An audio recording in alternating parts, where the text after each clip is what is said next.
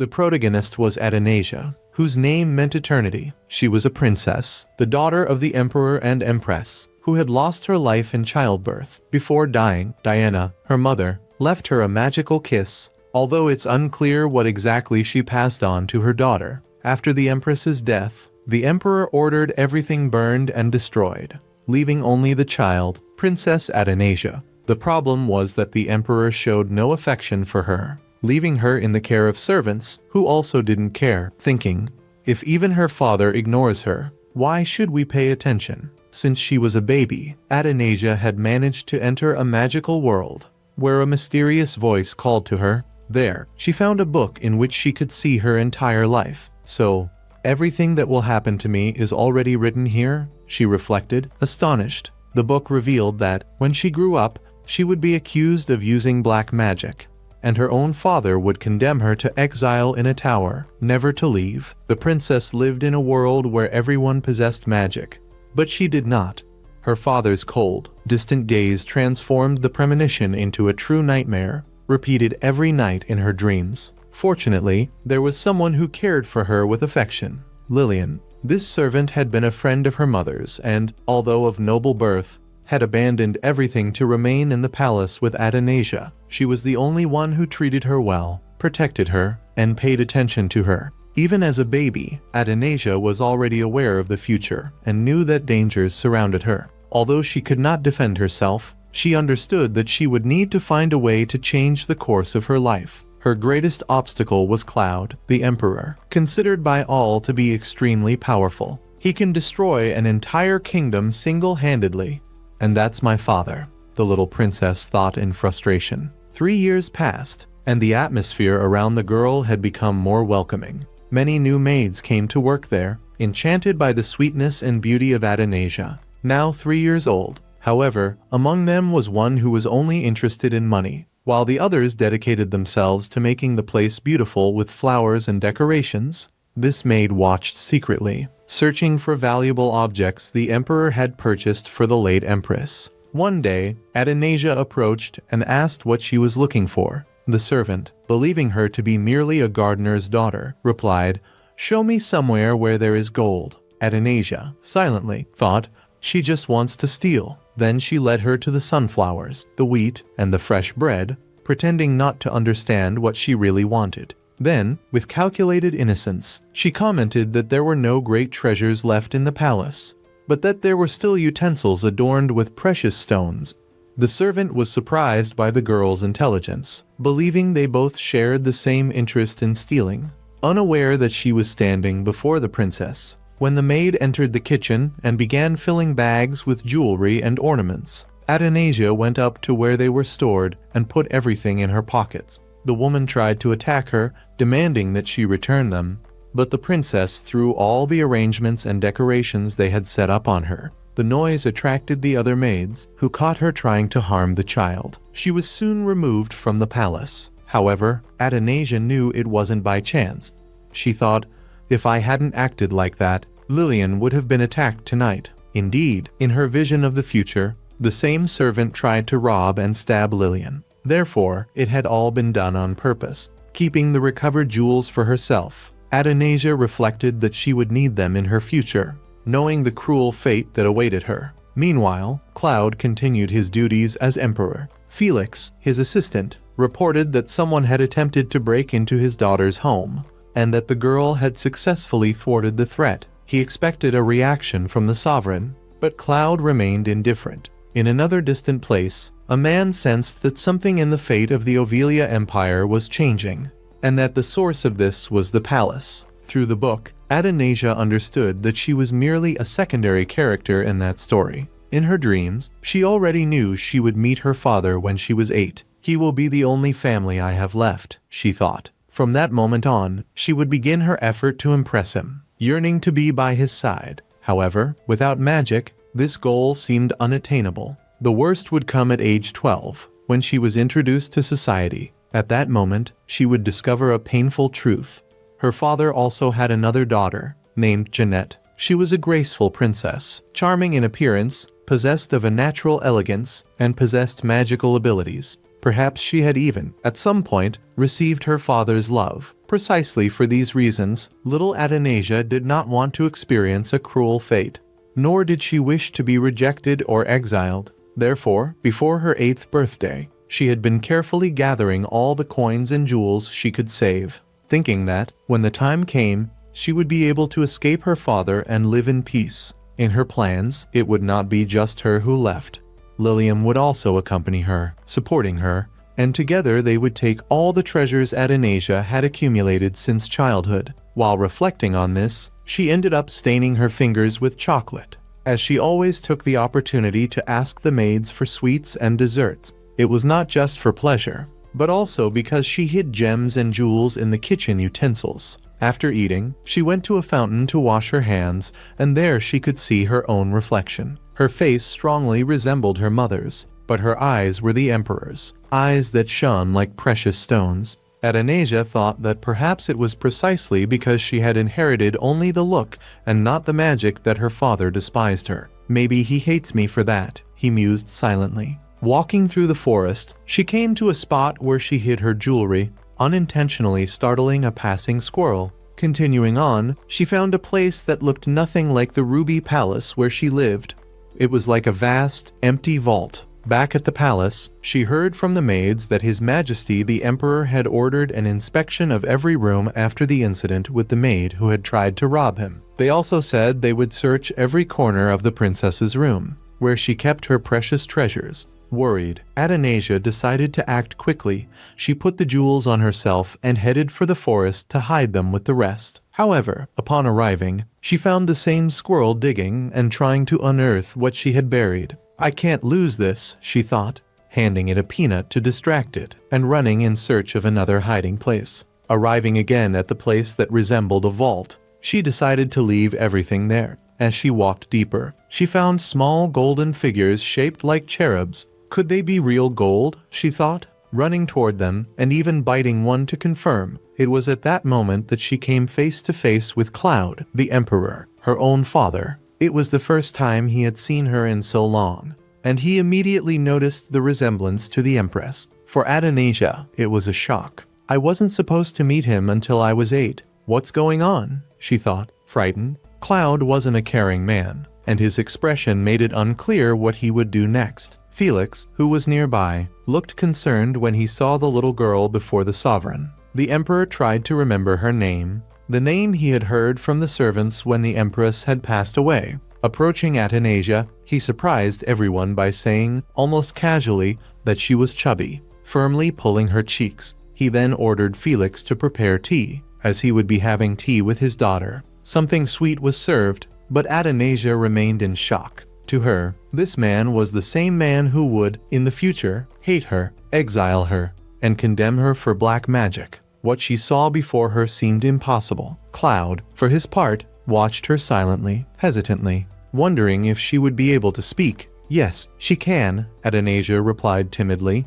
while Felix explained that small children could feel shy around strangers. Angered, Claude expelled Felix so he could be alone with his daughter. The emperor then commented on her name. He said that Athanasia was a grand name, laden with meanings such as eternity and immortality, worthy of heirs to the throne. Not even I was given such an imposing name, he confessed, remembering that it was not his son destined to inherit power, but rather his brother, the true successor, who had become a tyrant. Claude had murdered him and, as a result, had ended up taking the throne. This troubled him deeply, for, although emperor, he did not possess a name as noble as his own daughter's. Thinking of Diana, the empress, his expression changed. Remembering how she had chosen the name Athanasia, he asked who had taught her how to behave, and the girl replied that it was Lilium. Claude then revealed that he remembered the day Lilium had come running to him, asking permission to care for the princess, something he had accepted. Soon after, the emperor asked a direct question.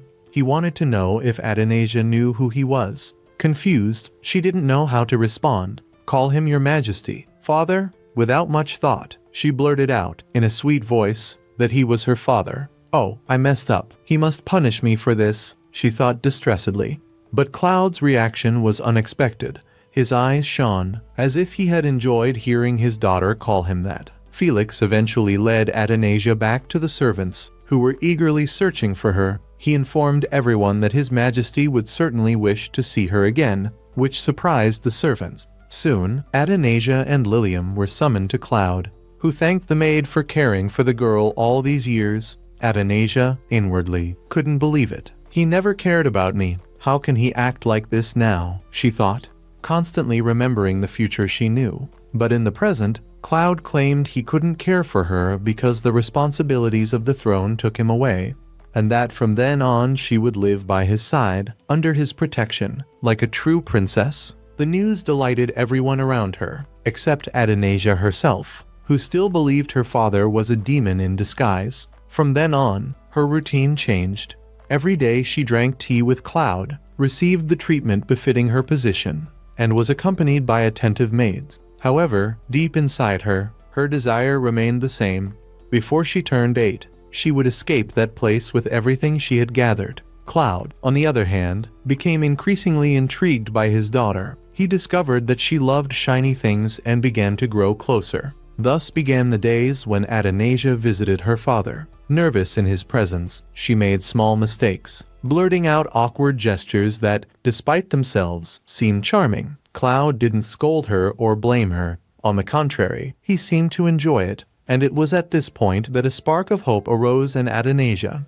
Perhaps, somehow, her father would come to love her. Then came the invitation for a trip to the lake. Lilium carefully prepared Athanasia, making her even more beautiful. With Felix by their side, they met Claude again, who, upon seeing her, commented that she looked increasingly healthy and plump. To any older princess, this would have been offensive, but to Athanasia, who was only 5, it still sounded like a compliment. Athanasia never quite knows how to behave around him, but she ends up saying he's also very handsome. Whenever she says something like that, or simply addresses him, everyone around her tenses, watching the cold, heavy gazes Claude gives her. Still, the day seemed to have a special air. They remain in the garden, surrounded by flowers, and Athanasia enjoys every moment, feeling happy until it's time to board the small boat, reserved just for her and Claude. Deep down, she feels a certain fear.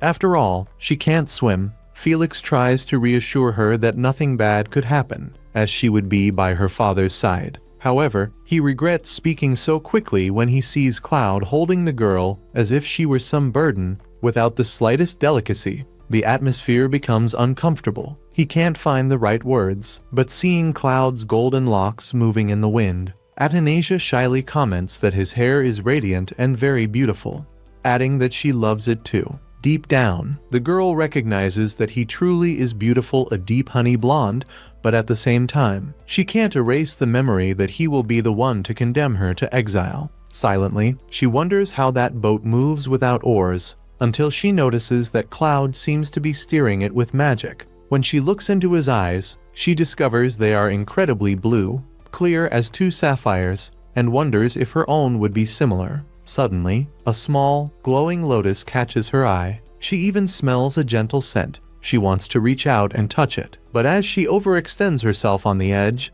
she loses her balance and falls into the water. Within seconds, algae and aquatic plants wrap around her body, dragging her down into the depths. Athanasia believes this could be the end, even though she already knows how her story will end. The desire still rises in her heart for her father to dive in and save her. However, she remembers that clinging to hope can be futile. But it's Claude who jumps into the lake and rescues her. He pulls her out with a firm grip and, using his magic, casts a spell that dries her clothes. It wasn't meant to hurt her, just to protect her. His expression betrays irritation, not with her, but with the entire situation. Soon after, he declares to Felix that the next day he will teach his daughter to swim, as it would make no sense to leave her at the mercy of such danger. Felix watches in silence, feeling the weight of his words. However, Claude also seems to carry something dark within him, a kind of magical burden that affects him in ways still unknown. After this scare, Athanasia falls ill. She has a fever, but is cared for by Lilian, who explains that the lotuses are magical and often deceive their victims, luring them to the bottom of the lake through illusions. Confused, Athanasia asks why such dangerous things exist, and Lilian explains that only people without magic are affected. Since almost everyone in the castle is noble and possesses power, they needn't worry. It is then that Athanasia realizes the problem is that she is the most fragile. That same night, Claude returns to the lake. He walks to the center, where the lotuses float, and faces the strange presence that isn't quite a creature, but rather displays before him the image of Diana, Athanasia's mother. In Claude's thoughts, it's clear he's tried to stifle his feelings since Diana's death, erasing any emotion. However, now that he lives with his daughter, he realizes he feels no hatred. Felix also witnesses the scene, but Claude remains in control, refusing to allow the entity to harm him. He simply states that there are matters that need to be resolved. The next morning, a maid rushes to Athanasia's room to announce that there are many new servants. When they emerge, they find an entire group gathered, declaring that from now on they will all serve the princess. To top it all off, Felix kneels before her and announces that he will be Her Highness's temporary personal guard. Thus conclude the first 3 chapters of Princess Charming. These were chapters full of emotion and fun moments. Soon we are told a little more about what actually happened between Claude, the Emperor, and Diana, as some prefer to call her. For now, little Athanasia dreams of someone with a familiar face, though she cannot clearly remember who it is. Upon waking, she realizes she is being carried by Felix, who explains that His Majesty wishes to have breakfast with her. The girl wonders why the Emperor, someone so important, is not guarded by soldiers, and why even Felix protects her so much. He only replies that Claude does not need that, for he trusts his magic, and drops the subject. Soon, he takes her to the Emperor's chamber, saying that Claude would surely be happy to be awakened by his little daughter on a beautiful spring morning. Athanasia thinks, nervously, that waking the Emperor is a huge responsibility and fears what might happen. Athanasia observes the room with curiosity before gathering courage to approach Claude. She notices a large map made entirely of gold and is fascinated by its details. Looking around, she finds the Emperor asleep in an armchair, not in his bed, which surprises her. Near him, there is a portrait that catches her attention. When she faces that painting, she thinks that man looks exactly like the figure who, in her dreams, had banished her. She approaches slowly and imagines, in silence, that perhaps this is her chance to get revenge, even if only playfully. With that in mind, she touches his face and gently pulls his cheeks, amused to see the Emperor sleep so deeply. When she realizes he begins to wake up, she hums a small lullaby, hoping he falls asleep again. The plan works and Claude keeps sleeping peacefully. Later, he wakes up with flushed cheeks, remembering what the girl had done. Embarrassed, Athanasia tries to change the subject, commenting that the palace has many things she had never seen before. Claude, still with a faint smile, says she is allowed to explore as much as she wants. At that moment, Felix appears, informing him that a nobleman wishes to have an audience with the Emperor and also with the princess. Claude accepts, but decides to handle the matter first. Distracted, Athanasia hears Claude say that she must have breakfast with him every morning, which surprises her, since she already had permission to walk freely. She starts exploring the palace in search of a portrait of her mother. In her dreams, Diana's image appears, but her face is always blurred, which unsettles her. While wandering through the corridors, Athanasia finds old portraits rich in detail, but none show the woman she seeks. After much searching, she reaches a distant room where there is a painting covered by a cloth. When she removes it, she sees her mother's name written on the frame, but the picture is burned. Only parts of the face and dress remain visible. The girl feels her heart tighten and thinks, sadly, that perhaps her father ordered everything that reminded him of Diana to be destroyed. While reflecting, she hears voices in the hallway. Some nobles gossip maliciously that the king might want another queen soon and mock the fact that Athanasia has no magic. One of them, sarcastically, says that if the emperor once had a dancer queen, anyone can sit on the throne. At that moment, Claude appears before them with a cold stare. The three kneel immediately. He orders them never to mention Diana's name again. Watching from afar, Athanasia shivers and thinks that name must cause her father great pain. After everything, she returns to her room, gazing at the burned painting and wondering who her mother truly was. Tired, she decides to rest, and, remembering the lullaby she used to make her father sleep, she softly sings until she falls asleep. The next morning, Athanasia wakes up early, for she must once again have breakfast with Claude. She enters the room with a firm posture, trying to appear confident. When she sees him, she smiles and makes a graceful bow, which delights the maids. Claude, however, remains silent. During the meal, she is the one who talks almost all the time, while the emperor only watches her. The girl thinks, silently, whether her father gets tired of listening to her,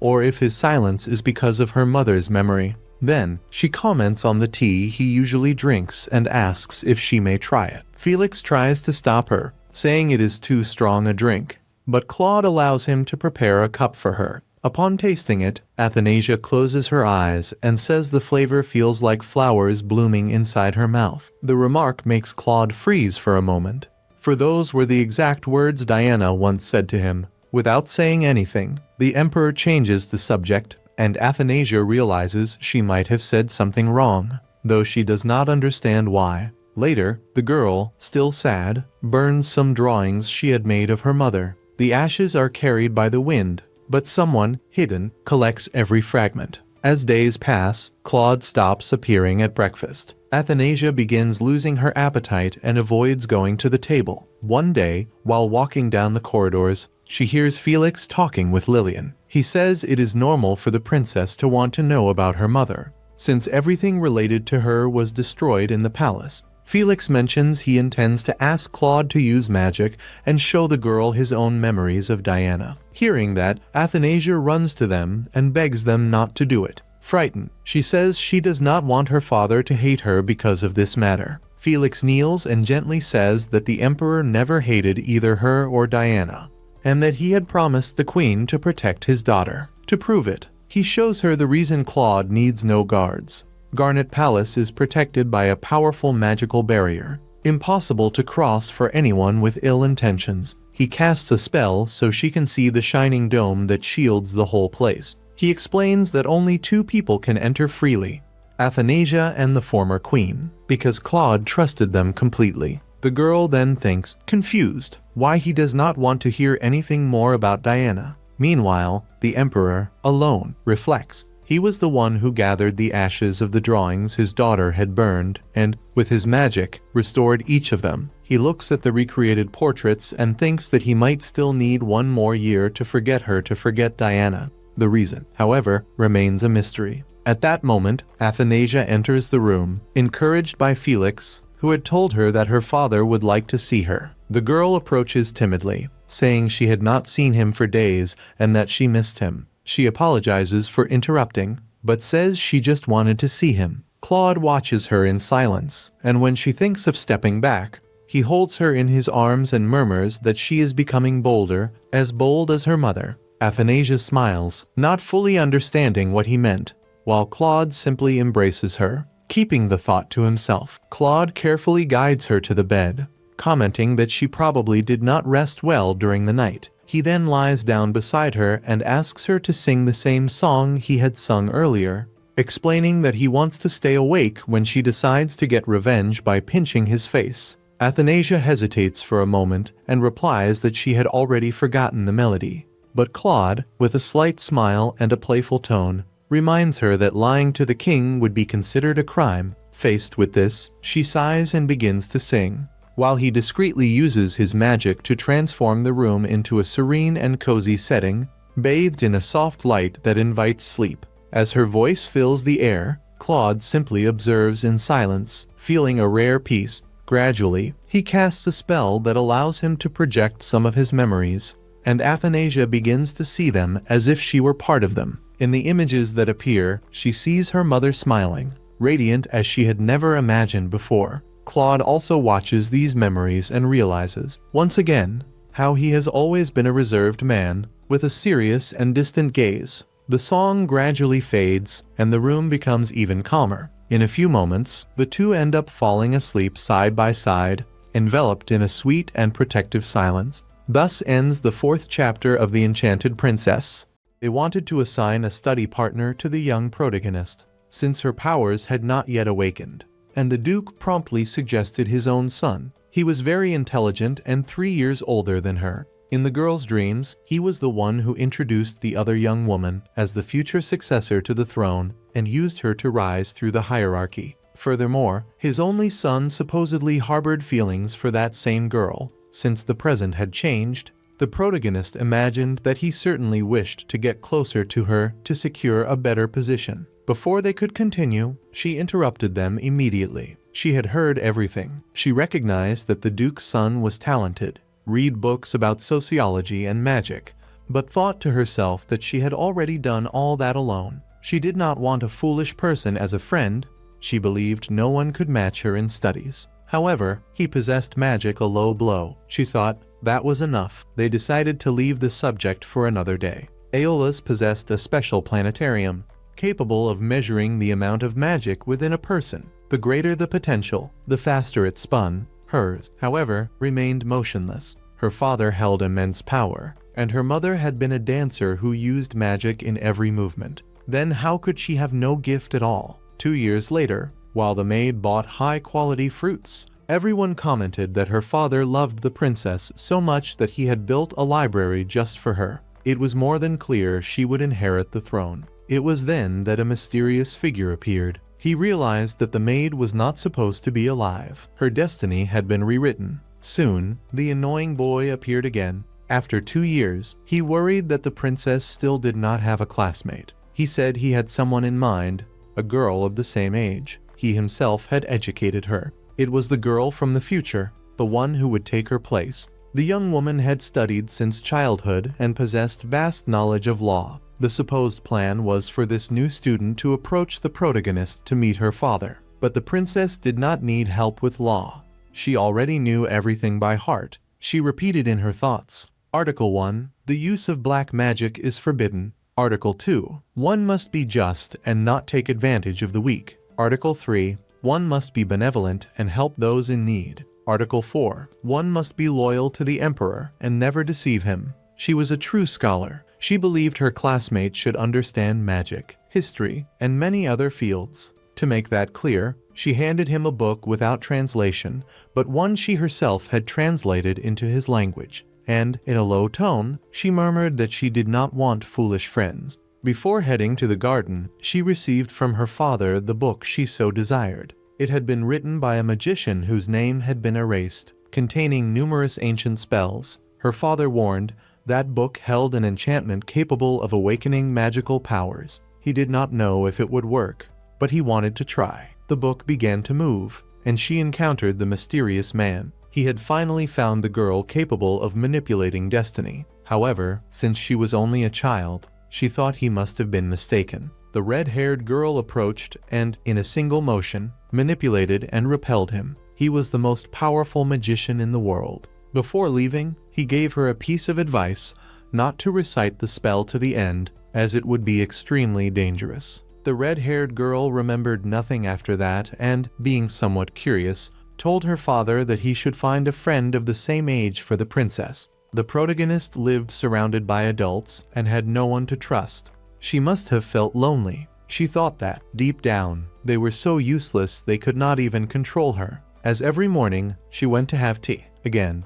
the table was covered with cakes, and now she could eat chocolates. However, those she had hidden in the kitchen had mysteriously disappeared. At the redhead's suggestion, her father asked if she would like to have a friend of the same age. If she agreed, he would choose one, but she replied that she did not need one, for she already had friends and cakes. She only wanted to live in peace until she turned 18. However, to change her own future, she knew she would need to master magic. Ignoring the warning of the mysterious man, she activated the spell again, releasing some chains from the book. Then she appeared the unknown figure who wanted to know whether her eyes belonged to the imperial family. Those who had eyes like hers had died 400 years ago. The current emperor was her father. It was said that people with eyes like jewels possessed powerful magic, but she had none. How, then, had she managed to twist the threads of the world? He did not wish to reveal the truth and put her to sleep. Even so, she did not give up on finding out. He was about to eliminate her when a cloud appeared and saved her. Frightened, she tried to cast a spell, and to her surprise, a shield formed before her. She felt happy, but her vision began to weaken. The last image she saw was of her father, with boots stained in blood. How could that be? Thus ended the 5th chapter.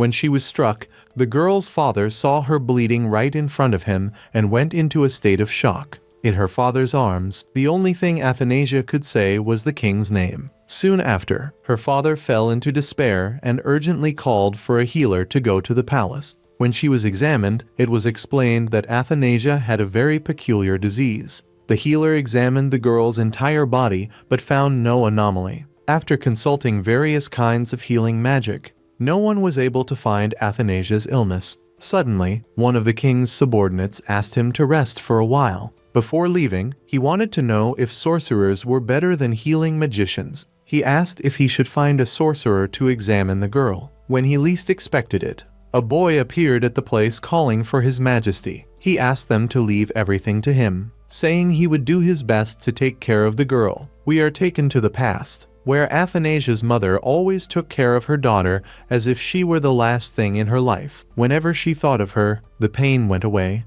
Then she wakes up seeing a tiny child in front of her. Looking to the side, she asks the boy not to bother her, since she is having a very pleasant sleep. But he gets annoyed, and she suddenly remembers that he is the magician who struck her. He asks if he is being ignored. She is in shock and, in her mind, only wonders what he is going to do this time. The boy asks if she wants him to turn into a prince to give her a kiss and wake her up. But she is afraid. She already spat blood and doesn't want to talk to him anymore. Athanasia realizes that her chest is no longer hurting and asks the boy the reason for it. He replies that he already healed her and asks why she is looking at him that way. He explains that if it weren't for him, at this exact moment she would already be dead with her heart burst. Athanasia asks if her heart was that bad. But before starting to talk to the girl, he wants to hear a thank you. Looking at the boy, she realizes he is very small. Before she can thank him, suddenly the king, Felix, and Lily appear to see how the little girl is. Lily had not stopped praying for even a month while she slept. Athanasia is shocked to have slept for a month. Before speaking to her father, she explains that it was the boy who hurt her, but he doesn't let her finish and tells His Majesty that he is very tired, as he used all his magic to heal Athanasia. A great magical energy had suddenly awakened inside the princess's body and created turmoil. This ended up making the princess fall into a coma. The king asks if there will be any collateral spell, but the boy replies no and that everything is already fine. He removed the excess magical energy using his own body as a transmitter. He explains that the princess's magical energy has a high purity, rarely seen in Obelia. There is a possibility that Athanasia may become the most powerful ruler in Obelian history. Felix is very happy that Athanasia has greater magic than His Majesty. But the boy adds that there is, however, one problem. The girl is still growing, and it is possible that something like this could happen again. Suddenly, the boy ends up kneeling on the floor, and the king asks if he is all right. The boy activates his magic and realizes that there are 2 lines on the heads of the king and Athanasia. But the boy says he is very tired after using it. The king says that one day he will reward all the boy's efforts and that he will be compensated for it. But for now, he would like him to stay and take care of Athanasia. The boy gladly accepts, but before leaving, he gives a little laugh to the girl, and she realizes that it was all a setup. The king notices that the girl's room is very old and wants her to be taken to the Emerald Palace tomorrow. We are told that the Emerald Palace is a palace used by several generations of princesses. In her dreams, one day Jeanette began to live there. While Athanasia was trapped in the Ruby Palace, her fate changed at that moment. But if Jeanette appears, she would like to know what will happen to her.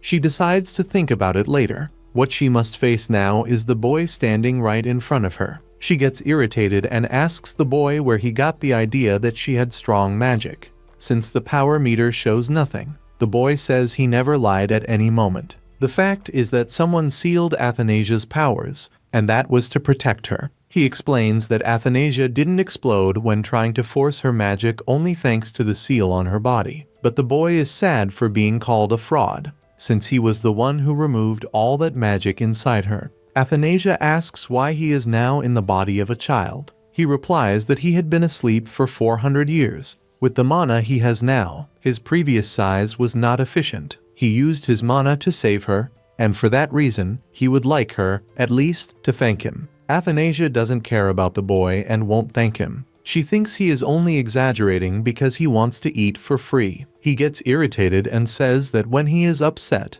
he doesn't help a certain person who can explode like a time bomb at any moment. She knows he is only there for the food. If it were for anything else, he would have already told the king about the seal long ago. Like a good swindler, he replies that this is true, preferring 1,000 times to relax in the palace and eat good food every day. Athanasia asks if it was he who stole her magic and her chocolates. The boy answers that she is partly right. The one stealing the sweets is this creature right in front of her. Then he launches a strike, and luckily, she transformed into a cat to dodge it. Athanasia realizes that it was this creature that saved her when she fell. He explains that he saved his master's life by instinct. Athanasia wants to know more about Master. The boy explains that it is a divine beast born from the excess of magical energy that came out of her. He likes sweets because he follows the master's fundamentals. Athanasia decides to name him Shadow, but the boy asks her not to get too attached to Shadow. Since it was his fault that Athanasia spat blood, he explains that Shadow is a solid mass of the girl's magical energy. As soon as she touched him, part of that energy returned to her body, creating turmoil. If the same thing happens to Athanasia again, she will undoubtedly die. But considering the current situation, it is only a matter of time until the magic inside Athanasia's body overflows again. Athanasia asks what she should do. The boy replies that she just needs to learn how to control her magic. We are taken to the past, where Athanasia had a teacher. However, the maximum time she could maintain a spell was 10 seconds. Upon leaving the room, the girl's master explains that she reached her limit and cannot evolve beyond that. Returning to the present, Athanasia wonders how to control her magic. Suddenly, the boy appears there, asking her not to stay with that creature. Picking up Shadow, he asks her to leave it with him. If she does so, he can teach her to use her magic. Not wanting to, he doesn't let her take Shadow again. But suddenly, the king appears, managing to see Athanasia hiding Shadow. The boy steps forward and says that this monster was created by Athanasia's excess magic. He explains that dealing with this creature is being difficult. The king asks if it was Shadow who made her faint. The boy replies that yes, but if they kill the beast, the energy may return to the girl's body. He thinks the best thing to do is to observe her for now. The king asks if she can stay with that animal near her all the time. The boy replies no. If it is something moderate, both can stay together for a short period of time. Then, he will take care of the girl so that they do not stay together for too long. Seeing his daughter, the king decides to accept, but she can only stay with the animal for 1 hour a day. In the following days, Athanasia tried to use magic, but she always ended up failing. Then she becomes very irritated and would like to know who was the person that placed that seal on her, but she knows it was her mother. In her mind, she wonders if someone could teach her to use magic. Suddenly, the boy appears at the place to ask what she is doing. All this time, he explained to her that she cannot use magic without at least learning the basics, since she has a time bomb inside her, and if she forces too much, she might explode. Athanasia has an idea and would like him to teach her how to use magic, but he does not understand why she wants help from someone she hates. Athanasia notices that he is very hungry and needs food, but he replies that he is hungry and also needs magical energy. Then she proposes a trade. She can give him magic since it is overflowing.